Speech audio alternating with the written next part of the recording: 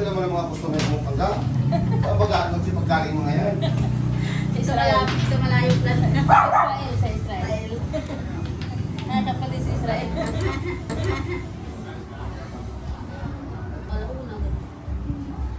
Lahat naman lagi dito sa umaga. Sabi ko. May tupad kayo ng araw na, bukas. Inaangat. Alas 6 ba yan?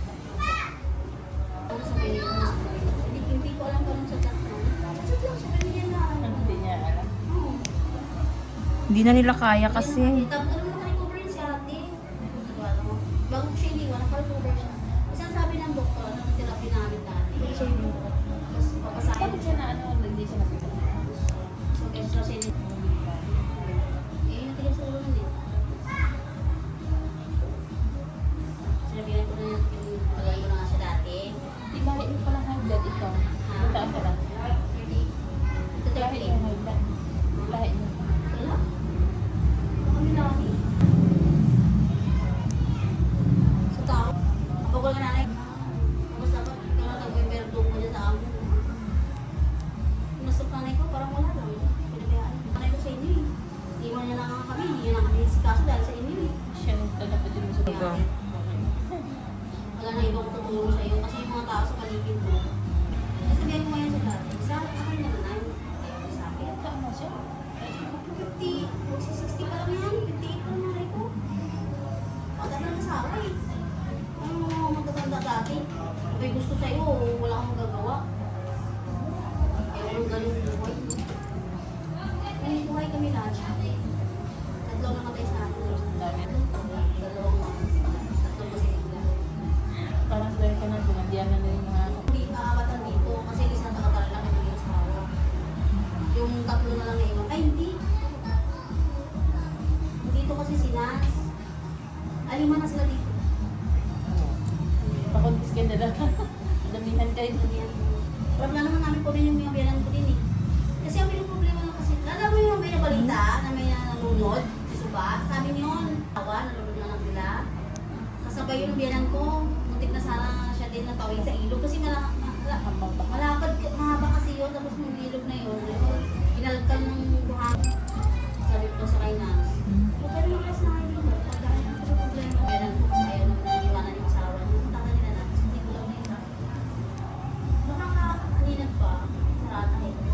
Kaya nang Ang tarata. Dito naman tayo lahat, kasi ayaw ko nang gusto. Yun na. Kasi minsan, hindi na lang natin dito. Pero yung kaya mo pa magtrabaho, dito mo na. Hindi ayaw ko sa mga Ayaw. ayaw. Alam mo, ayaw sa amin sa probinsya. Masarap din naman sa kasama ang mga kapatid. Kasi pag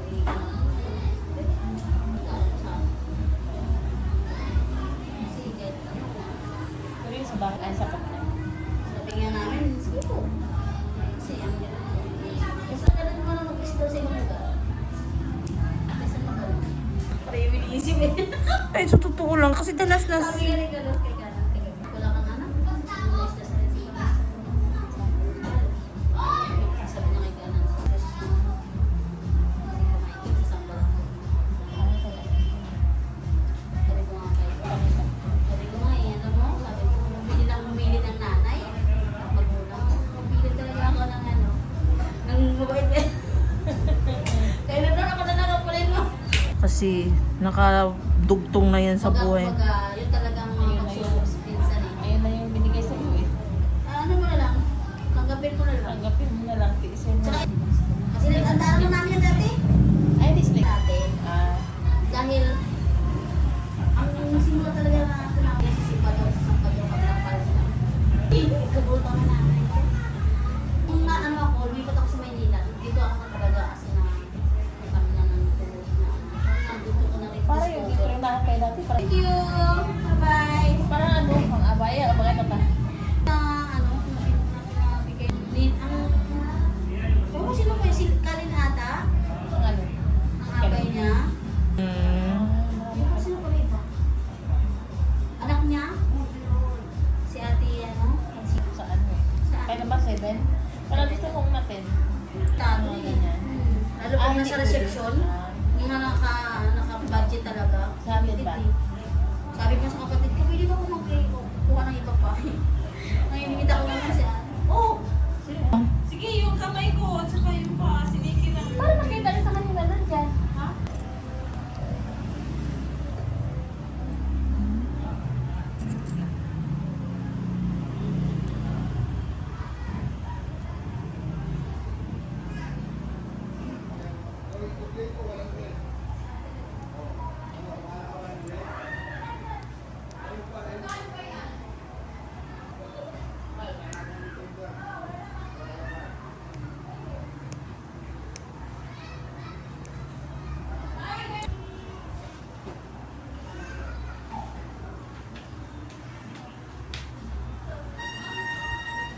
Ikaw, anong luto?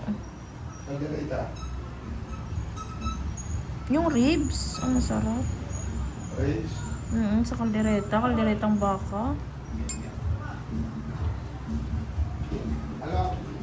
Alam ako na lang ng ano. Buntot sa... Sige, bahala ka. Alam.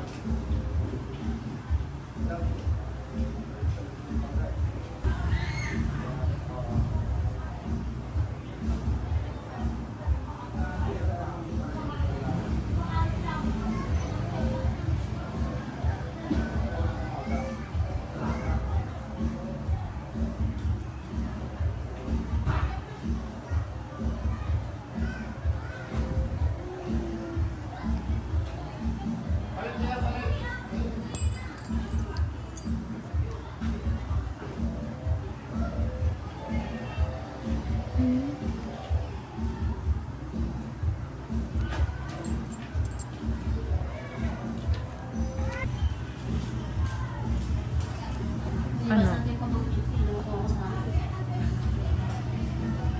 Pwede ba tayo ganyan? Sa ko na isa? Oo, wala nang...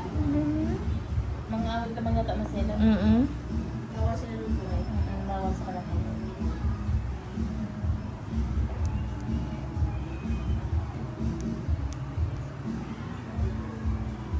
Wala. Oo. Bawat sa pamilya ba yun? Oo, yun na lang pamilya. Oo, yun.